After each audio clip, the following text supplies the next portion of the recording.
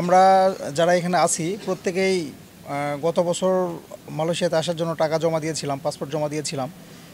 তো শেষ পর্যন্ত বিভিন্ন জটিলতার কারণে, আমাদের দেশের বিভিন্ন সিন্ডিকেটের কারণে আমাদের মনে হচ্ছিল যে আমরা সম্ভবত আর মালয়েশিয়া আসতে পারবো না, এবং শেষ পর্যন্ত তাই ঘটলো।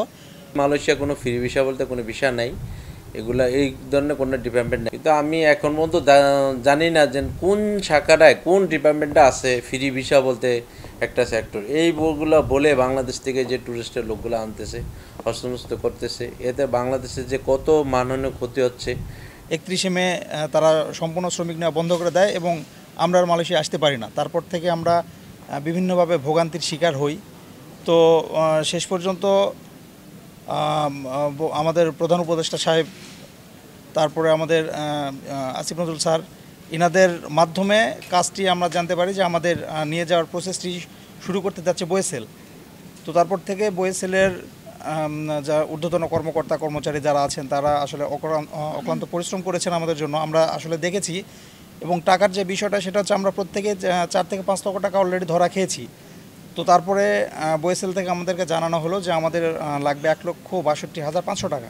তো এই টাকাটার ভিতরে আমাদের ফ্লাইট খরচ আছে, তারপরে তারা আমাদেরকে ট্রেনিং করিয়েছে, তারপরে আমাদের ট্রেনিংয়ের থাকা খাওয়ার কিছু ব্যবস্থা তারা করে দিয়েছে, এবং মোটামুটি খুব ভালো মানের তারা আমাদের জন্য যা করেছে এটা আমরা তাদের প্রতি কৃতজ্ঞ। আজকে বাংলাদেশ থেকে 60 জন শ্রমিক মালয়েশিয়ায় এসেছে, তার মাঝে 59 জনকে আমরা এখানে রিসিভ করেছি।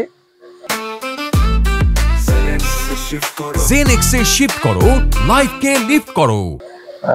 আপনারা জানেন যে তারা 2024-এ যে প্রায় 8,000-এর মতো শ্রমিক আটকা পড়েছিল, যারা আসতে পারেনি।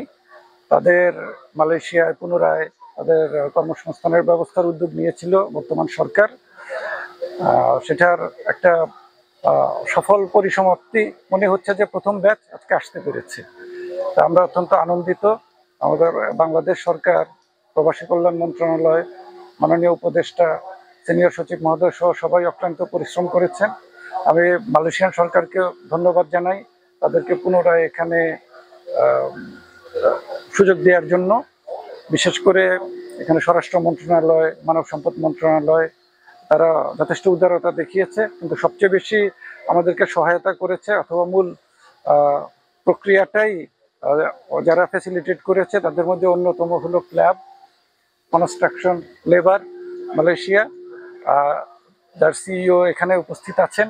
তারাই মূলত এদের জন্য চাকরি খুঁজে দিয়েছেন, এমপ্লয়ার খুঁজে দিয়েছেন, এবং তারা তত্ত্বাবধান করবেন বিষয়টা।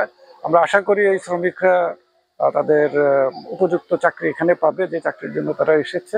Thank you high commissioner, Bangladesh government and also Malaysian government for making this a wonderful, successful intake of foreign workers after so many years. Alhamdulillah, we managed to bring in workers and more will come in the future.